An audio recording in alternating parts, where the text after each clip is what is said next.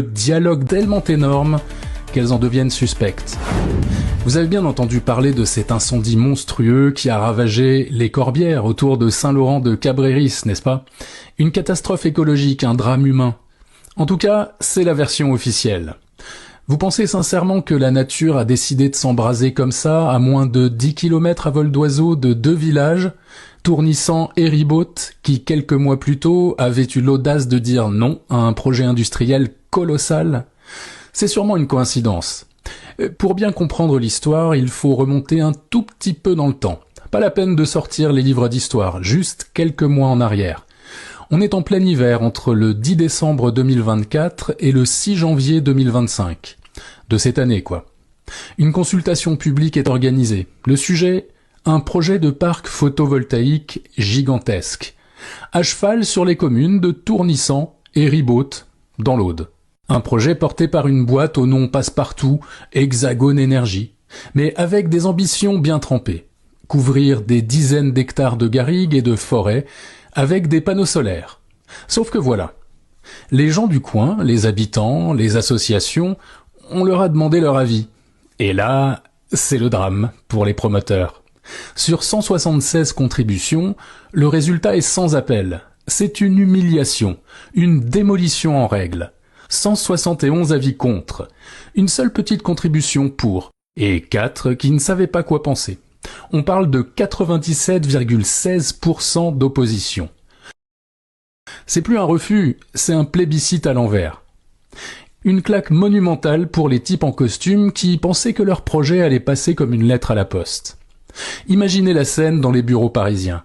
Des technocrates, des investisseurs avec leurs jolis PowerPoint, leurs belles promesses de croissance verte qui se prennent un nom majuscule, un nom du peuple, de ces petits provinciaux qui osent encore défendre leurs paysages et leurs bestioles. La rage, la frustration, le dossier qui devait être une formalité devient un bourbier. Alors que fait-on quand le fameux dialogue démocratique, ce mot qu'ils adorent utiliser, ne donne pas le résultat qu'on veut? On abandonne le projet? On cherche un autre site? Ça, c'est dans le monde des bisounours. Dans le monde réel, quand la porte est fermée, certains cherchent un pied de biche. Ou, en l'occurrence, une boîte d'allumettes. Les arguments des opposants n'étaient pas des caprices de babacool. C'était du lourd, du bétonné. Le principal argument, c'était l'absence de ce qu'on appelle la raison impérative d'intérêt public majeur. En bon français, ça veut dire que pour avoir le droit de détruire des espèces protégées et leurs habitats, et il y en avait 38 sur le site, il faut prouver que ton projet est absolument indispensable pour la nation. Ah, l'intérêt public majeur, ce concept merveilleux à géométrie variable, qui justifie de construire une autoroute dans un parc national ou un aéroport dans un champ de patates. Sauf que là, même en se tordant le cerveau, la justification ne tenait pas la route une seule seconde. Un contributeur l'a expliqué noir sur blanc. Chiffre de RTE, le réseau de transport d'électricité à l'appui. Depuis 2005, la consommation électrique en France, elle baisse. Oui, vous avez bien entendu, elle baisse. Et la production, elle explose. On est tellement en surplus qu'il y a de plus en plus de jours où on vend notre électricité à l'étranger à prix négatif. On paye pour s'en débarrasser. Et le type ajoute, avec une logique implacable, que cette situation va encore empirer avec la mise en service de l'EPR de Flamanville. Donc son projet de centrale solaire, il ne répondait à aucun besoin. Zéro. C'était comme vouloir vendre des frigos à des Inuits. Une absurdité économique et écologique. La raison impérative d'intérêt public majeur était une vaste blague. Mais si l'argument de la nécessité absolue ne tient pas, comment faire passer le projet en force ? Comment justifier de raser des hectares de nature, peut-être en créant artificiellement une situation d'urgence, en créant un désastre qui rendrait soudainement le terrain disponible et valorisable. Personnellement, je peux pas y croire. Les élites sont trop humaines pour penser à une chose pareille. Un autre argument massu venait achever les promoteurs. Il concernait le département de l'Aude lui-même. Des opposants ont sorti les chiffres officiels. Le département de l'Aude, c'est déjà le 3e plus gros contributeur d'Occitanie pour les énergies renouvelables. Le premier pour l'éolien, l'Aude c'est le bon élève, le faillot de la classe énergétique régionale. Le département fait déjà plus que sa part du boulot. Alors pourquoi cet acharnement ? Pourquoi venir imposer un projet destructeur de plus dans un territoire qui est déjà exemplaire? C'était la question que tout le monde se posait. Pourquoi vouloir absolument cet endroit? Qu'est-ce que ces terres avaient de si spécial, à part une biodiversité riche que les promoteurs voulaient bétonner? La réponse est peut-être là. La richesse, ce n'était pas les futurs kilowatts, c'était la terre elle-même. Une terre couverte de garrigues et de forêts avec des espèces protégées. C'est un cauchemar administratif. Des permis à obtenir, des dérogations, des études d'impact qui n'en finissent plus. Et au final, un risque de refus comme ça a été le cas. Mais une terre brûlée. Ah, une terre brûlée, c'est autre chose. Une terre brûlée, c'est une page blanche. Et voilà que, comme par un coup de baguette magique, le scénario catastrophe se produit. Août 2025. Un incendie d'une violence inouïe se déclare. Il ne s'agit pas d'un petit feu de garrigue. Non, on parle du plus gros incendie que la France ait connu depuis des décennies. Un monstre qui dévore tout sur son passage, attisé par un vent violent. Le point de départ, Saint-Laurent de la Cabrérice, juste à côté. Les flammes ravagent des milliers d'hectares. Les paysages sont dévastés, transformés en désert de cendres. Un spectacle apocalyptique. Les médias parlent de tragédie, de fatalité, de sécheresse, de réchauffement climatique. Tous les éléments de langage habituels sont sortis. C'est la faute à pas de chance, vraiment. La fatalité a quand même un sens de l'orientation assez remarquable. Elle a choisi de frapper pile poil sur la zone qui posait problème. Les espaces naturels qui bloquaient le projet sont partis en fumée. Les 38 espèces protégées, soit elles ont cramé, soit elles ont fui. Le problème de la biodiversité, réglé. L'obstacle majeur à l'obtention des permis, vaporisé. C'est une coïncidence d'une efficacité redoutable. La nature, dans sa grande sagesse, aurait donc fait le sale boulot des aménageurs.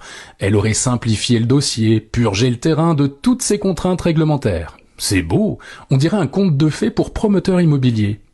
Alors, la question qui fâche, la question que personne n'ose poser à voix haute, mais que tout le monde murmure, à qui profite le crime? Qui a le plus à gagner de cette terre brûlée, de ce paysage lunaire? Certainement pas les habitants qui ont perdu leur maison ou les vignerons qui voient leur vigne anéantie. Non, le grand gagnant, ce sont ceux qui, 7 mois plus tôt, se sont fait claquer la porte au nez. Ceux dont le projet à plusieurs millions d'euros était au point mort à cause de quelques lézards et d'une poignée d'irréductibles Gaulois. Pour eux, cet incendie, ce n'est pas une catastrophe, c'est une opportunité. C'est le déblocage inespéré d'une situation qui était dans l'impasse. Et c'est là que le deuxième acte de la pièce de théâtre commence. La phase de la compassion, de la reconstruction. Devant un tel drame, l'État se doit d'intervenir. Et qui voit-on débarquer, les bottes crottées de suie, le regard grave et la main sur le cœur? Notre cher Premier ministre, l'incarnation du bon sens paysan et de la modération centriste. François Bayrou.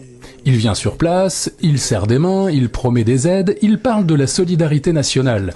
Le grand spectacle de la politique qui vole au secours des sinistrés. Il rencontre les maires des communes dévastées, des hommes et des femmes sous le choc qui voient leur territoire anéanti. Maintenant, fermez les yeux et imaginez la discussion une fois que les caméras sont parties. Le ton change, il devient plus pragmatique. Mes chers amis, mes chers élus, c'est une tragédie absolue. L'État sera à vos côtés. Ne vous inquiétez pas, nous allons débloquer des fonds exceptionnels pour la reconstruction. Mais il faut aussi penser à l'avenir, à la relance économique. Et justement, pourrait-il continuer, pour redynamiser votre territoire, pour montrer que nous sommes tournés vers l'avenir, vers la transition écologique, j'ai une idée. Vous vous souvenez de ce projet de parc photovoltaïque? Je sais qu'il y avait eu des réticences, mais aujourd'hui la situation a changé. Les terres, hélas, sont nues. Ce projet pourrait être un formidable symbole de renaissance, une façon de produire de l'énergie propre sur les cendres du passé. L'État pourrait accompagner ce projet, le faciliter. Pensez-y. Ce serait un signal fort, une aide contre un geste pour l'avenir. Vous voyez le tableau? Ce n'est plus de la compassion, c'est du chantage, du troc. On vous aide à reconstruire vos maisons et, en échange, vous nous donnez les terres pour notre projet industriel. L'incendie n'est plus une catastrophe, c'est un argument de négociation, un levier pour faire plier les dernières résistances. C'est cynique, c'est abject. Mais c'est une logique implacable. Le projet qui était impossible à justifier sur un plan écologique devient soudain une chance pour un territoire sinistré. La destruction de la nature devient la condition de la reconstruction économique. C'est un retournement de situation magistral. Le problème est devenu la solution. Alors résumons. Un projet industriel massivement rejeté par la population locale avec des arguments juridiques et écologiques en béton. 7 mois plus tard, un incendie providentiel qui nettoie le terrain de toutes ses contraintes. Et dans la foulée, une visite au plus haut niveau de l'État pour proposer de l'aide. Comme l'État est gentil sur ce coup-là. Le puzzle, quand on le regarde sans les œillères de la bien-pensance, s'assemble avec une perfection terrifiante. On ne vous dit pas que l'incendie est criminel et a été commandité. Non, bien sûr que non. On vous dit juste que s'il l'était, il serait d'une intelligence diabolique et d'une rentabilité à faire pâlir d'envie n'importe quel fonds d'investissement. On a juste transformé un passif écologique en un actif industriel. Alors qu'en pensez-vous? Est-ce que c'est juste la théorie d'un esprit tordu qui voit des complots partout? Ou est-ce que cette suite d'événements est un peu trop parfaite pour être honnête? Simple et tragique hasard, ou le coup de pouce du destin le plus cynique et le plus rentable de l'année? Laissez votre opinion en commentaire, ça m'intéresse.